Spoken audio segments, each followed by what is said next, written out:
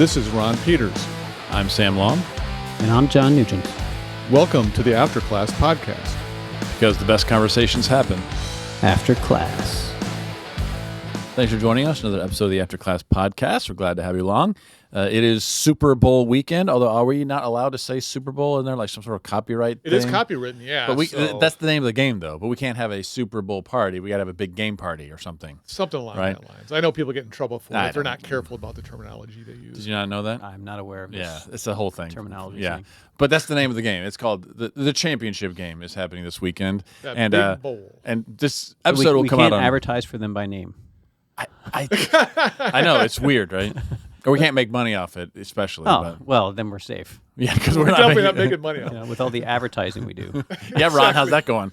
I forgot I was going to do that. I even announced it on the air. And I know. People were like, I thought you were going to have some advertising. We were all looking forward to listening to commercials in the middle of the podcast, but I guess we can't do that. Apparently, So, our bank accounts are not growing in any way. yeah. Anyway, speaking of the game, this episode will come out on Monday, the day after the game. So we thought we'd give our predictions and see whether we're prophets or not, and what repercussions might come from that.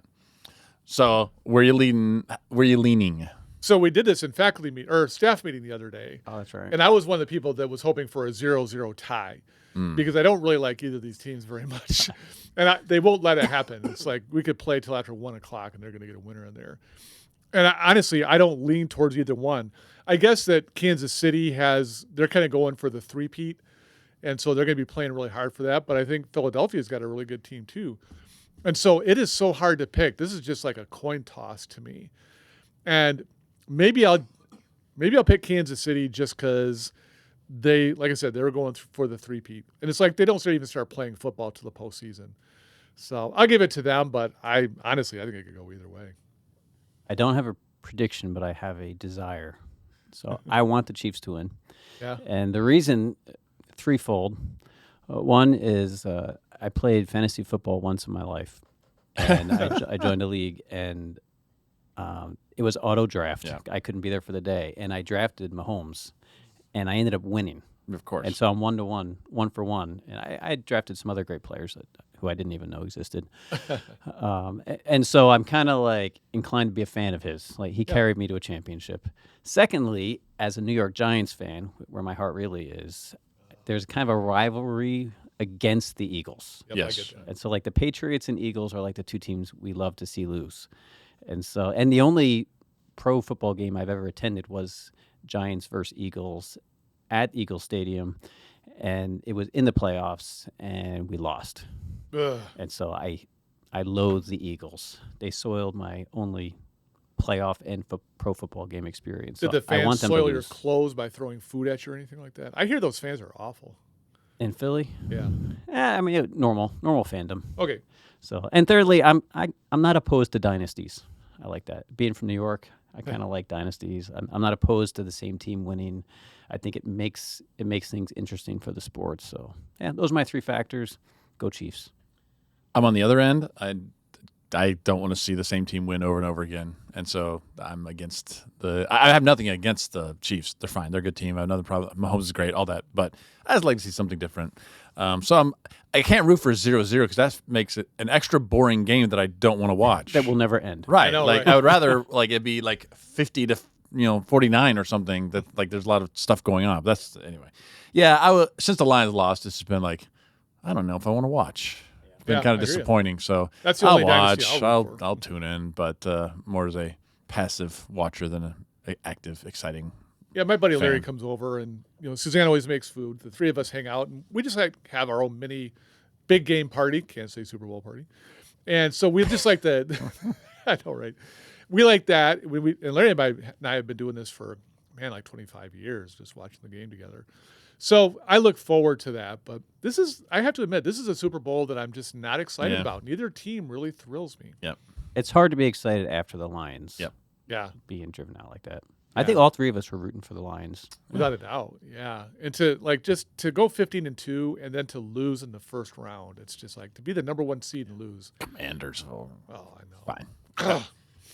Well, anyway, Yeah. so make sure you get on our social medias and mock us for our picks or not. Speaking of social media, we posted a picture this week on the Facebooks, us three dressed up because of our HLC visit, and just wanted to give you an update. It's over, and It is over, yeah. we think it went pretty well. And so. we're waiting anxiously to hear from them. But it was a good visit. They were very complimentary of what we're doing.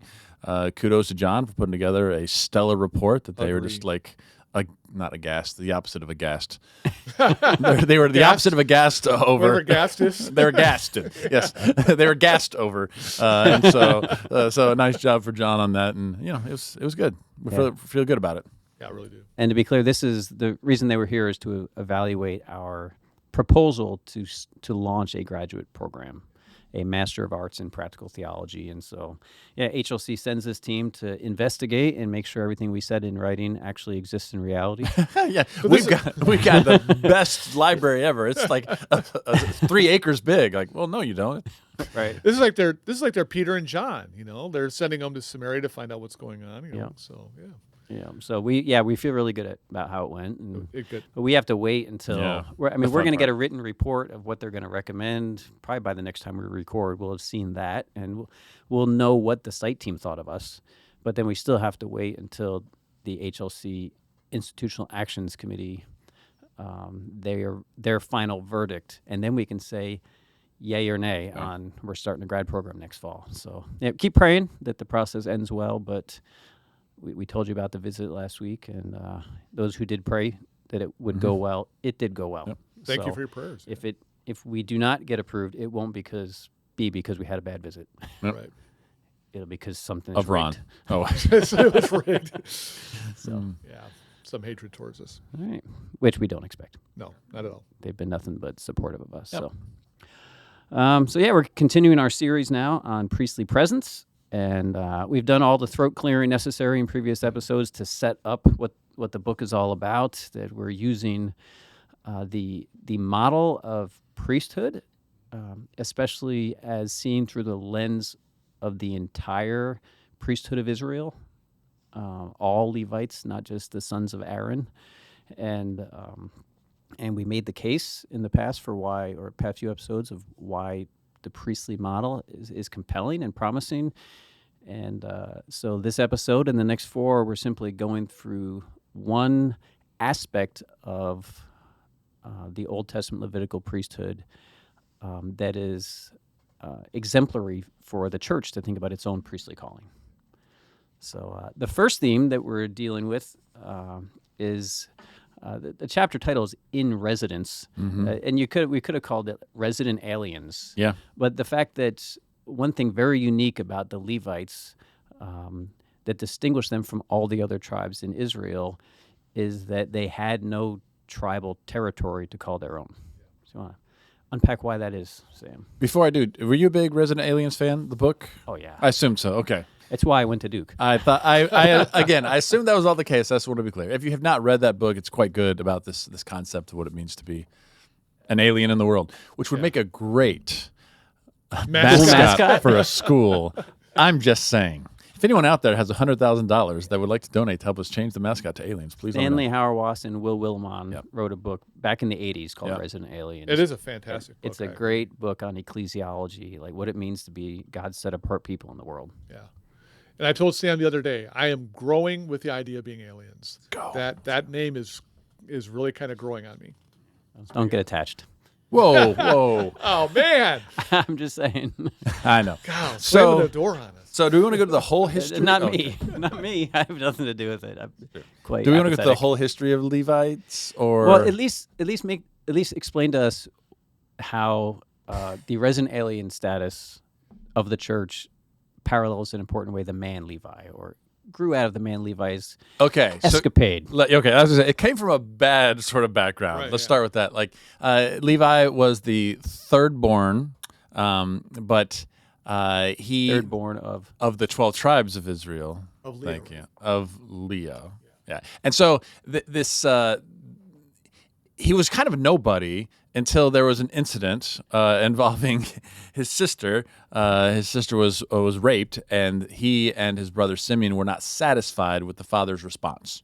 So we're talking about the book of Genesis. Yeah, way back to Genesis. And there's this, basically, their father, Jacob, was like, well, let's redeem this terrible thing that's happened. And let's bring these people into the covenant with our God. And in order to do that, let's have them circumcised. And Simeon and Levi are like, I don't think so.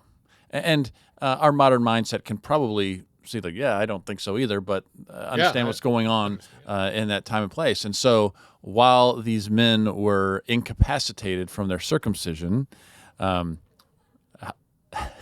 like, doesn't matter. Well, the only thing I can relate it to is vasectomy. Like you had to sit on the little blow up donut, donut. Like there wasn't a lot of moving around because exactly. most people are circumcised when they're babies. So like the adult circumcision is not really a thing we're used to.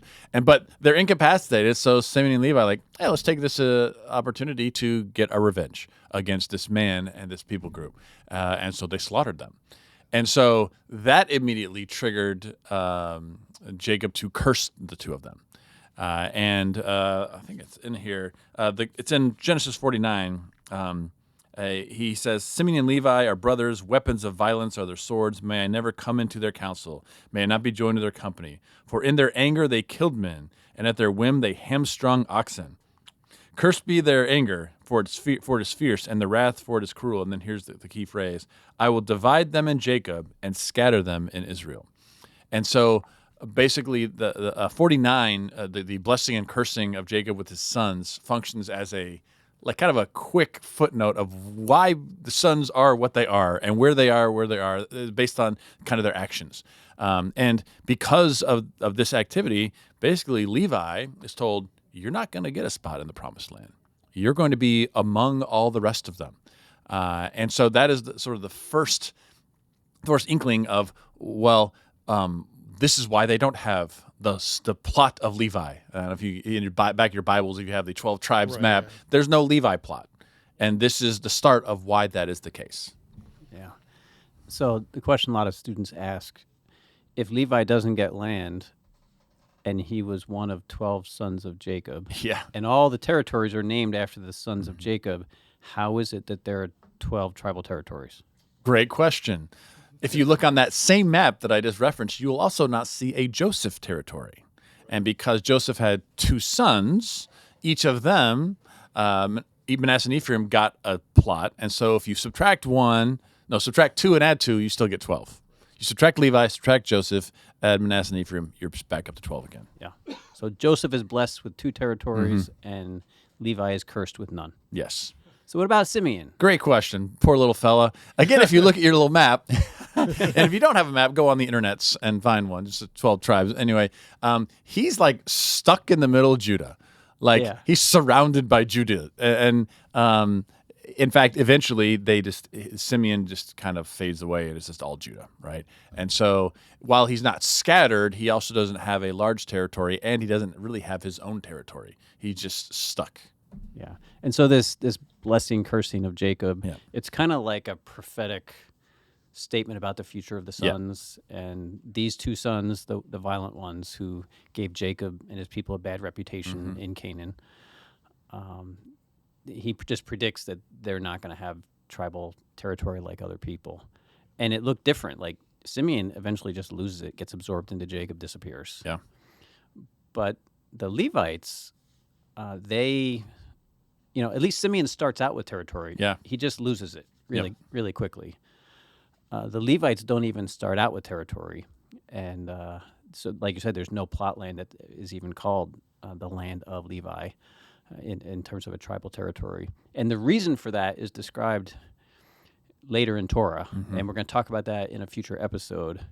But their curse is manifested in, you're not going to get a territory. Instead, as my priests, I'm going to plant you in each of the territories. Right. So each of the 12 territories has a portion of land that belongs to, technically it belongs to like Asher or Manasseh or Judah. Issachar.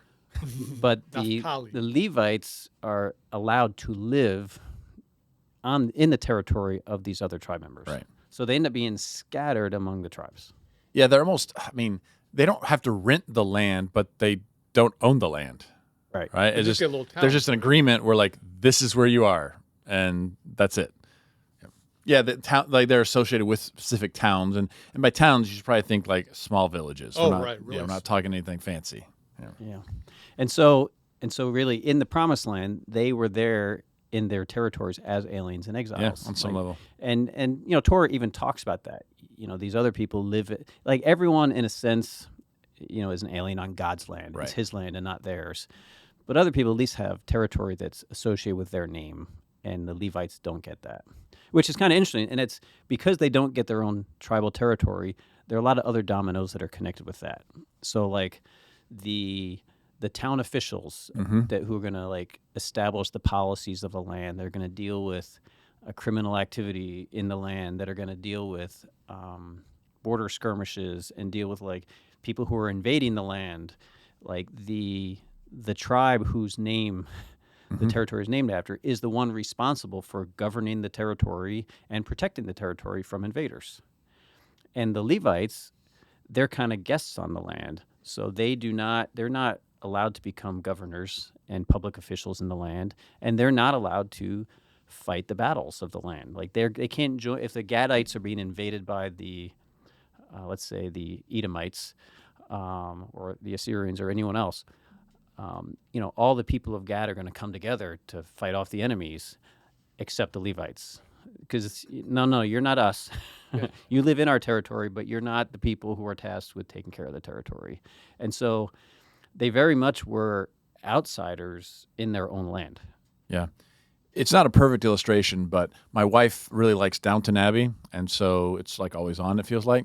And on that show, you have these lords who own these vast properties, like huge, but they have tenant farmers who live on the land, and they work the land, but they don't by any means own the land. And in fact, everything they do kind of goes to the household, right? So they're raising pigs, but they're not the tenant farmers' pigs, they're the Lord's pigs, right? And so kind of like that, where again, the Levites aren't farmers, but they are doing work on the property and the space of someone else. And so all their efforts are kind of for that tribe, and they don't really get much for themselves except, well, we'll talk about they do get taken care of on some level. At least they're supposed to be taken care of by the tribe, but it's not their own. It's not their own stuff. Yeah. So, and for that reason, because they really are at the mercy of the land owners, which is the tribe name, they are like other people in the land. Like if there are any outsiders who took refuge in the land, like an Edomite city got raided and people were seeking refuge, and they come to the territory of Zebulun, and can we live here on your territory? And the Zebulunites are allowed to say, well, if you do, first of all, you have to keep Torah, like you can't be breaking any of the laws of the land, but you will not be able to be a landowner. Right. You cannot own territory. All the territory has been divided up according to the descendants of Zebulun, his sons and their sons and their sons. So you can never become a landowner, so you'll always just be a tenant farmer. Right. And that puts them under the category of alien, Yep. an alien in the land. They can never become an owner, or in other times a servant or a slave. Yeah. Because you are not able to own land, you can't build capital. You're always going to be on the lower echelons financially. Yeah, I just, to reiterate, it's kind of hard for us to put our minds around, but though they were Israelites, they were treated as though they weren't. Or just like, not treated, but they were viewed as though they weren't. And so it's hard for us to put our minds around because we just assume, oh, well, they're part of the 12 tribes and all that. Yes, but, and there's a big but there. No offense, Ron. I'm offended. Okay. That you felt like you had to not offend me makes me feel offended. I'm just messing. I got it. You going to say something? No, Looked like you were leaning in. He was leaning in to defend himself. That's pretty much what it was. Yeah. So they were, grouped among the widows, the alien, the stranger, any slaves that were in the land. Like the Levites were among the poorer members who were living in the territory and could never become a landowner and would never really have full stake. They couldn't rise to public office. They couldn't join forces and repel any enemies. They would always have you're not really one of us status. Yep. We're glad to have you live here, but you're not really one of us. And that, when it comes to an alien, or a stranger in the land, that's purely negative, right? All they can do really is be a servant who lives on the land of others. But for the Levites, it was not just negative, right? There are all these things they couldn't do because they weren't really one of the people of the land. But God freed them. But the things they weren't allowed to do freed up their time, energy, and resources so that they could do certain things for the other tribes and for their host tribe. They could do certain tasks that only they could do, right? And so this curse of you can't own land, you can't become official, you can't join the army, that turned into, well, what can we do? Well, your inheritance from God is the priesthood, is your priestly responsibility. So you have time now to invest yourself in Torah and become the Torah experts in the territory. And because you're the Torah experts in a territory, when tribal members of the host tribe have questions about Torah, they come to you. Right? You become the authority, the people they can consult. It also means, if you're not in charge of land, that you're more free to go on a rotational basis to Jerusalem or wherever the tabernacle is while it was still mobile. And they did shifts, right, periodically where they did services on behalf of the holy place. And they could devote themselves to those shifts because them leaving the land is not going to leave all this territory vulnerable. Or, but they had other functions in the land that they were able to do because they weren't busy being a normal tribe member. Yeah, I mean, basically the other tribes outsourced, I don't want to say the spiritual element, but on some of the spiritual element of their lives to the Levites. Right, we're spending all our time doing crops and doing all these other things you mentioned, but we need someone to keep us accountable, someone to teach Torah, and that someone was the Levites. Yeah. So nothing else to say. You keep looking at me. I'm like, no, you guys have said it. The priest, pro priest. Right. So in the past episode, we talked about how they had these vestment that said, holy to the Lord on the turban, but the onyx stones had the names of the other tribes, and the other gems on their breastplate had the names of the other tribes. Like, they're in the land as people who don't own the land or manage the land, and that enabled them to do a task that was in the best interests of the people who did own the land. So their set apartness enabled them to serve the tribes in their spiritual services, their connection to the sacrificial system, to the tabernacle, their unique connection to Torah. And sometimes the people in the land just need an objective perspective to help them adjudicate. When the people in the land can't get on the same page, like if a dead body is found in a field and no one can figure out who it belongs to and how do we atone for this, they go to the Levites. And at least one of the Levites to offer an objective perspective when they need to hear a word from the Lord. And they're disputing matters of Torah. Who can be objective and give us, some perspective on what God wills? Well, the Levites, as those who are not vested in political and social and military affairs, are not as biased to want to render a verdict in favor of that tribe. It kind of reminds me of the Supreme Court on some level. Like, we tried, we can't figure it out. All right, fix it for us, right? Tell us what we're supposed to do. And they're like, oh, okay. But otherwise, they would not get involved because that's the role of the elders, that they're supposed to do that. They're supposed to do the adjudicating, as you say. But if there's something that they couldn't figure out, ideally the priest either knows better or has, as you say, a word from the Lord to instruct them. Yeah.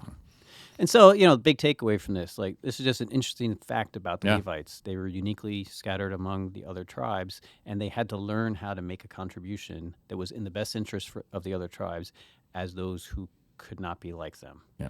And, for those who are, listening for ears to hear, this has a lot to do with the Christian calling. Sure.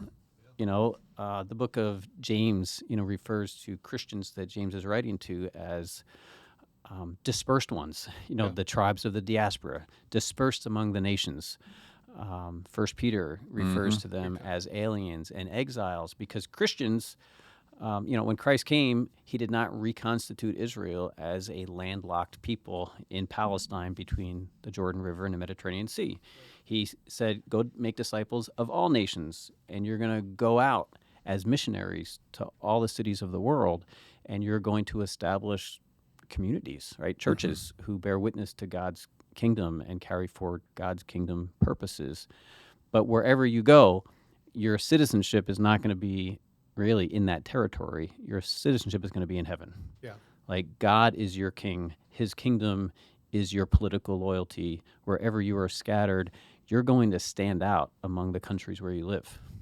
Yeah, and I think that idea of exile plays such a major role in the New Testament understanding of what it means to be the people of God. You've already leaned into that, John.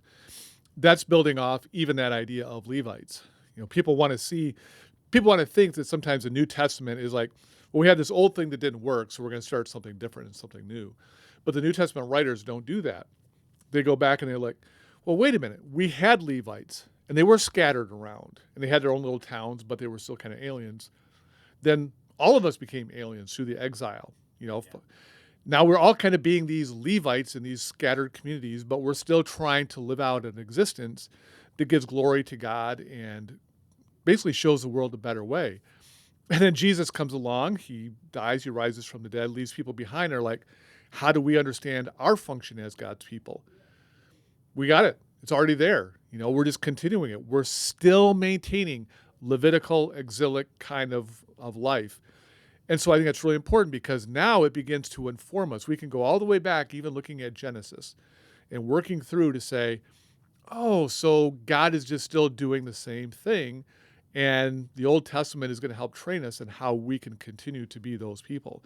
I love the fact that we can take the New Testament story and say it's not something new. God didn't do something different, but instead it's a continuation of that story, picking it up and just developing it even further.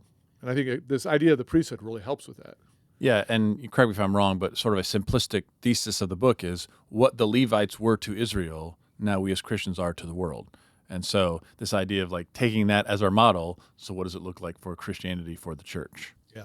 And that there are just so many implications to that. Like if Christians often think about like, how do I relate to, I'm in America. I live in Michigan. Like, what is my relationship to Michiganders or fellow Americans? Like, how do I see myself? I know my Christianity means that like Jesus is my Lord and he's my political center, right? And not Washington, D.C. and not whoever happens to be president. Like, my lordship parameters are already established, regardless of what any election decides, right? Yeah. And so it's like, how do I think about what it means to be in America as a Christian? And the Levites just give us a powerful analogy. Yeah. Like, we're not the first people in salvation history to live in a land as an alien, as a stranger. It's almost like most of salvation history is that. Yeah. Strange enough. Yeah. Strangely enough. Now, and then, so I think entering into the skin of these Levites, it helps us to think about how they consider their identity. Yeah. And some people, like some Christians, choose because of their Christian calling, we're supposed to represent God's kingdom, not to get involved in the political skirmishes of our world, like not to pick sides between the Republicans and the Democrats, not to feel like the next election is going to change the course of human history now and forever. Like, we might choose intentionally to like have a little bit of a hands-off posture about that stuff for the sake of people not equating us with their political enemy, but saying, these people represent a different kind of kingdom that, is constant no matter who's in the White House, right? And some can look at that posture and say, well, that's just being irresponsible. If you really loved your neighbor, if you really cared about fellow Americans, you would get deeply involved in the political debates of the day. You would pick sides so that, and make sure that the best possible politician gets into office or the Supreme Court or wherever. And if you're not like deeply vested in that, you're not being responsible. And what I love about the Levites is, the Zebulonites, the Levites who were living in the land of Zebulun or Judah, could look at the Levites and say, you're not being responsible. We're having elder meetings here. You never try to become elder. We're fighting battles. You're never trying to fight with us. We're making, community decisions for our territory. You're never involved. You are being irresponsible. I don't think it would dawn upon the other tribes to say that the Levites were being irresponsible because they were focusing on Torah. They were remaining, laser focused on their responsibility to care for the tabernacle and the holy place, that they were remaining impartial because God has put them in the land to be the impartial voice who can speak for him and represent his claim on all tribes. Like, they were not being irresponsible for not trying to run their host territory. They were being responsible for the thing God has called them to.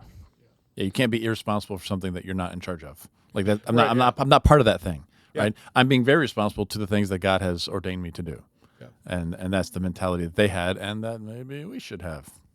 Yeah, and I like what you said about that kind of objective distance, so that because we're not aligning with this or that party, this or that movement, we have the ability to speak about it in a way that we're like, if we can endorse the things that look like God, and we can say that doesn't, and we're not betraying anybody. Like, I never gave you my allegiance in the first place, so I can say this you're doing really great, and this doesn't look like God. I like being able to have that ability to step back and be able to do that. I know people who have that very attitude that you're describing. It's like, well, what's wrong with you? Why aren't you getting involved? You don't care. Like, you have no idea how much I care. But I care about things that apply to God and God alone. And the mechanisms that you're trying to get me involved in aren't going to advance that. And so I only care about advancing the very thing that God called us to advance, and that is his kingdom. I think that blurring of those lines compromise our ability to do that. Yeah, I would just say it would be nice to extend what Paul says in 1 Corinthians 7 about like the reason that people might not get married is so they can spend their time doing kingdomy things. Yeah. And like that, like if we extend that past marriage, like the reason why we don't get involved in those other things because we're spending our time doing kingdomy things. And so like that's the focus. And talking about with the Levites, like their priority, their responsibility is not that. It's the different roles and tasks we've talked about in the previous episode. Yeah, and it took probably courage on the part of the Levites to like when people were criticizing them. Well, you guys don't even care. You're not even involved. You just focus on these tabernacle and these bookworms, right? Like you don't really care what's going on in our tribe. You never suit up and fight next to us. It's like, like you said, right? You don't realize just how much I care. Yeah. I devote myself to Torah and the scriptures so that there might be a faithful representation of God's vision for Israelite thriving. Yeah. Right. And that's very much the church's role. Like when we're baptized to seek first God's kingdom and his righteousness, his justice, so that in every city of the world, there are Christians who are holding forth the word of God, God's vision for human thriving. No matter who's in power, no matter what's going on in wider society, we are the only people who have been tasked by God to be salt and light representing God's kingdom mission in the world. And just holding to our convictions, no matter what's in season or out of season, politically or popularity or culture, we are the people that kind of hold the line. Yeah. So that God's voice might be heard, so that God's vision for human thriving might be visible in every culture all around the world. Yeah. And so the danger of, excessive, we have an application section where there's like five lessons that this brings for the church and what it means for us. And one of the sections is that because we are aliens and exiles, we inhabit this posture we call light living. We're more loosely attached to the things of this world than our unbelieving neighbors. Yeah. And one aspect of that light living is light alliances. We just, the Bible is very clear about Christians. Don't be mismatched with unbelievers. Friendship with the world is enmity with God. Come out and be separate from them. Yeah, like exactly. all sorts of passages that call us to be set apart, like the Levites were set apart, right? Yeah. Like the priestly people that 1 Peter calls us. We must hold loosely to the kind of ideological commitments that are the culture wars of our day, the political commitments that are the culture wars of our day, so that we can steadfastly and in a united way with believers in all countries around the world, in all times and places, still stand for and represent that one kingdom that Jesus brought. One of the things that makes me think about it in a New Testament sense, people always wonder about Jesus and like when he got baptized and like why did he get baptized? There's all these different theories about it. But we just got done talking about this in my Matthew class, that Jesus still had to kind of repent of an old life. Like he lived a sinless life, but he was going to work every day, supporting probably his mom and being just a normal guy. A very simple life, probably a life that could have worked for him as long as he lived on earth. But there came a moment where God called him to do something radically different for the kingdom. And so he had to turn his back on that old life and say, from this point on, the kingdom is going to prioritize, not going to work every day, not doing all the normal things that normal people do, but I've got a kingdom mission that I have to pursue. And you see that, in Matthew's gospel. And shortly after that, he starts calling disciples. And it's interesting that, Peter and Andrew, James and John, Jesus calls them, they like immediately leave their boats and they leave, James and John leave Zebedee, because they've got to turn their back on their life as well. And there are a lot of people who are like, well, yeah, I know that following Jesus means that I have to turn my back on my life, but I don't think they realize the full implications of that. That to be a follower of Jesus, to represent his kingdom to the world, means there's going to be a lot of things you're going to have to turn your back on. And it was probably really tough. We were joking around in class about Zebedee going, hey, boys, where are you going? We got nest of men here. We've got a business to run. And they're like, but Jesus called us. And I think people know that, but once you start pushing what that really means, it is uncomfortable. It's like, whoa, wait a minute, what, but. Well, this is what it means to be a priest.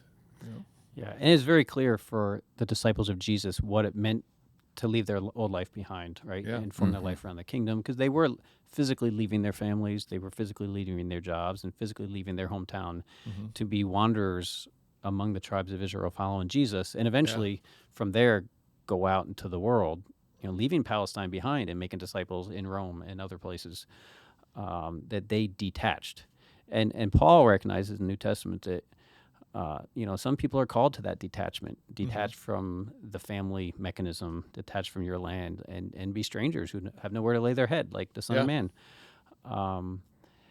But even for people like Mary and Martha and Lazarus, these were people who didn't leave their home to follow Jesus around everywhere. They had a home, and yet they were still people who sought first God's kingdom. Amen. And for them, it looked like, when Jesus people came around, they opened their home. Like their home became a kingdom space, not just to serve their immediate family, but their home, their food, their resources became at the disposal of Jesus and the disciples. And so they stayed territorially, in place, but their sense of attachment to what that place exists for changes in light of the kingdom. Yeah, that's the tough one about, like, we always talk about like putting down roots and getting established in a community and all that. And most of my ministry contexts in the South were like, these are family plots of land where they've been here. Their grandpa's been, like they're not moving, right? They're not going anywhere. And so to say something like, well, if you're all in the kingdom, you may have to go somewhere else. Like that's a hard thing to consider. And you were talking about before the episode about you have that as well. Like you have a family plot of land, you farm on it, you do all the things on it. And so what does it look like to be willing to change, to give it up, or to even reframe what the purpose of it is for? Yeah, because I do think about that. My family owns, a pretty big chunk of land, and I work that land every year. Before we started recording, we were talking about it's almost maple syrup season. Yeah, and I'm ready to start making maple syrup. Ready to start eating it. Yeah, I love sharing that. But I have to ask those questions all the time. Number one, am I too closely attached? And if God isn't calling me to leave it behind, which I haven't felt like he's calling me to leave it behind, but still, how do I honor God with what I have? Like you said, John, I think of people like Priscilla and Aquila, they weren't necessarily called to travel around the way Paul did, but they were key workers with him, co-workers. And so they still had to think about their job, their home. How do we honor God with these? And so we can't just see it as our thing. We have to see it as something God has given to us that we have to give back on a daily basis. I think for Levites, it became clear, if you were to ask them, who are your people, right? Obviously, it's the people they lived with in their house, in their immediate little village. But who are your people beyond that? They wouldn't say, well, the other residents of Zebulun, those are my people, the other people in this territory. They would say, oh yeah, the Levites who are in the tribe of Gad, and the Levites who are in Judah, and the Levites who are in Manasseh, those are my people. Yeah. Like, my kin are people who are not attached to any specific tribal territory. And, so, but, take the tribe of Zebulun, for instance, the Zebulunites would not have been offended by that. Yeah. Right. Right? They wouldn't say, "What do you mean your people are Levites who live in other territories? You live in our territory. We make sure that no one invades your land. We uphold justice throughout this land. You are guests on our territory. We are your allies. We are your people." And they didn't say that because they recognized, no, the Levites are part of this tribe that's been scattered. That's their kin. And the same is true for Christians. Like when you ask a Christian, who are your people? You'd say, well, Christians scattered around the world. Like we are, more deeply devoted to fellow believers in India and Afghanistan than we are to fellow Americans, between the Pacific and the Atlantic. Like they're not our people. Right. Yeah, exactly. They are our host tribe, and we are grateful for them, Yes. and we live peacefully among them. And if we're doing our job, we are living in ways that are good for them, right? Because we are holding forth the word of God. We are devoted to the kingdom vision. We are being exemplary citizens no matter what country we live in, and that's Right. good for our neighbors, whether they're Christian or not. But our solidarity is with believers in other countries. Yeah. And I've said that many times to people. I feel a much stronger kinship with my brothers and sisters who are Christians, followers of Jesus. I feel much closer to them in other nations than I do even with people living next door. And I love my physical neighbors, and I want to represent God's kingdom to them, and I have relationships with them. But it's my brothers and sisters in Christ that I most, feel the closest bond with. Yeah. Let me, at the risk of getting political with it, I think this point is extremely relevant in America today because a lot of the wars you're seeing going on Facebook and social media, there are Christians who are speaking up and out against kind of the new political regime's emphasis on America first. Yep. Right. And the question is, like, when Christians hear that doesn't strike us very well because for us, it's not America first. For us, it's God's kingdom first.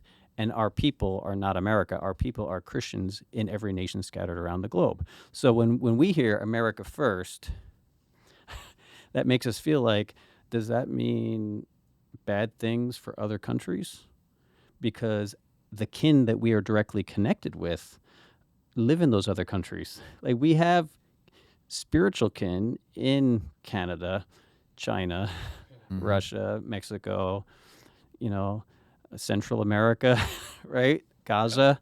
Like, we are deeply connected. So Christians are rightly concerned if America is kind of going to we're going to protect our interests first, and that might be at the expense of people in other countries. We know that's at the expense of our kin. But is it wrong for Americans who are not Christian to be America first? You know what I'm saying? Right. Yeah. And this is we can't be America first, for sure. Like, that's very clear in the Bible. We just can't be our country first, our host country first. Really, that's the way we would have to say it. Our host country first. We can't be that because we are part of a different country that spans territories. But should people in Ethiopia be Ethiopia first? Should people in China be China first? Should people in Russia be Russia first? And should Americans be America first? Because they don't have our trans-territorial kinship. Their people are their country. I don't know. It puts Christians in a weird spot. For sure. In fact, I think it's the moral quandary that every war has gone through in the last 2,000 years. Is there's going to be Christians on both sides. Yeah. Right. Even Nazi Germany had Christians. Right. And so, like, if you're fighting that battle, like, you're killing your brother or sister in Christ. Yeah. And like that's a terrible moral quandary to put in. And I think that the hypocrisy, like, it's one thing to say America first, but like I said, when they say Canada first, they're like, how dare you? Like, well, I'm sorry. Why is it not fine for them to say, right? Yeah. Only fine for us to say. And so, like, you bring up a great point about, like, there's whether it's an arrogance or a hypocrisy or all that, to say it's got to be this no matter what. For Christians, it can't be, because that puts you in a place where you are being antagonistic towards your brother or sister in Christ, which you would never do the sorts of things if they were actually in your congregation. Right? Would you, like, if there's someone in your church, would you put them out? Like, would you not care for them? Well, of course not. And so I think you have to reframe the way you see people and see the world. And it's hard for us. We're so, I don't know, so isolated over here and so self-absorbed that we miss out on that. I'm talking about American Christians. Well, when we think about, the talk of tariffs right now on Mexico and Canada, China, one of the things that we should be thinking about is like, all right, I got brothers and sisters who live there. And are these tariffs going to hurt them financially, economically? Are they going to suffer as a direct consequence of that? And am I going to go, yeah, America first, tariffs? Or am I going to say, yeah, but I've got brothers and sisters, this is going to hurt? Like, will those kinship ties be the strongest thing we feel? Or do we subordinate that to something that's geopolitical? I can't remember which parallel it is that separates United States from Canada. There's a specific parallel. Like, if you go beyond that, I don't care anymore. Gotcha. Yeah, that's what I'm trying to say. Yeah, and so from a worldly perspective, though, like either there's kind of two options: either you're your country first, or you're into this kind of global community, right? This kind of global unity, and so one world empire. It seems like it kind of leans in that direction, and those are really the two options. As Christians, we're suspicious of one world empires. That reminds us of Babel. Like God scattered the nations on purpose. Yep. He put us into all the humans of the world. He put into different territories, and expected them to have differences of language and differences of culture that would be different between them. Like God intentionally dispersed power throughout the world, it resulting in a plurality of countries, and then God uses those diverse countries to hold other countries in check, right? And so how that works in God's plan is, Babylon seeks Babylon's self-interest, Persia seeks Persia's self-interest, Assyria does, and God can use nations who are looking after their own self-interest to keep other nations in check, right? And so in that sense, for the world, a my nation first posture seems compatible with the way God frames the nations in the Bible. Yeah. But for Christians, a my host country first is not for us an acceptable standard, because our people is a trans-territorial people. And this is just the tension. Yes. And I feel like it's a tension we live in. It's a tension that doesn't get talked about on TV. It's a tension that doesn't often show up in a nuanced way when Christians are chiming in on American first policies. But it's one that the Levites help us experience and feel a little bit. What it must have felt like for them when their tribe was at war with the sister tribe. And that happened in the book of Judges, right? Where you had tribes against other tribes. Yes. And like the Levites had to be like, oh my goodness, my people versus my people. Either way, my people loses. Yep. And that's the way it is for Christians. If no matter what country they live in, their country's gain, their host country's gain, means good things for the Christians in that territory that benefit from it, and bad things for the Christians in other countries who are losing. And then in situations where my country loses, that means another country is gaining, which means my brothers and sisters in Christ in those other countries are better off at my expense. And so either way, Christians win, and either way, Christians lose, based on fluctuating economies and wars across territories. Yeah. And that's this way you're talking about. I just don't hear it discussed. Like you said, it's not talked about. When I talk to Christian brothers and sisters, it's like, well, we need to be in on America because that's the best way. It's going to make things better again through that.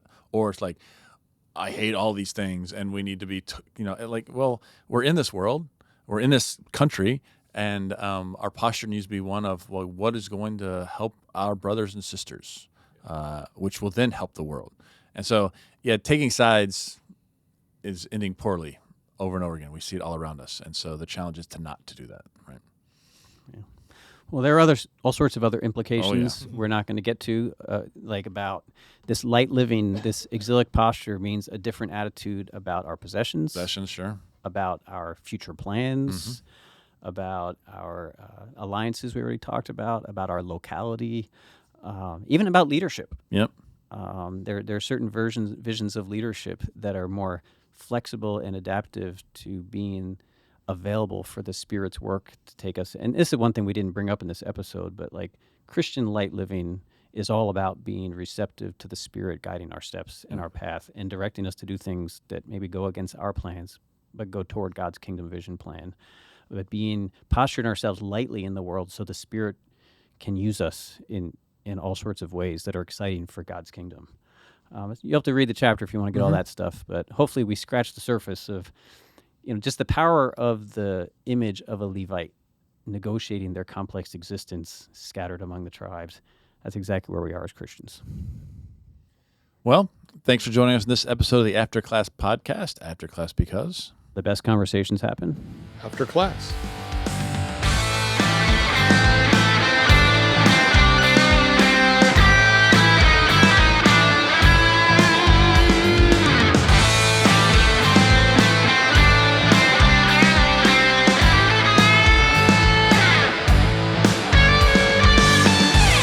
Thank you again for listening to this episode of the After Class Podcast. ACP is hosted by Sam Long, John Nugent, and Ron Peters. Audio editing and mixing is done by Drew Nyquist. Episode images and descriptions are provided by Darren Harris.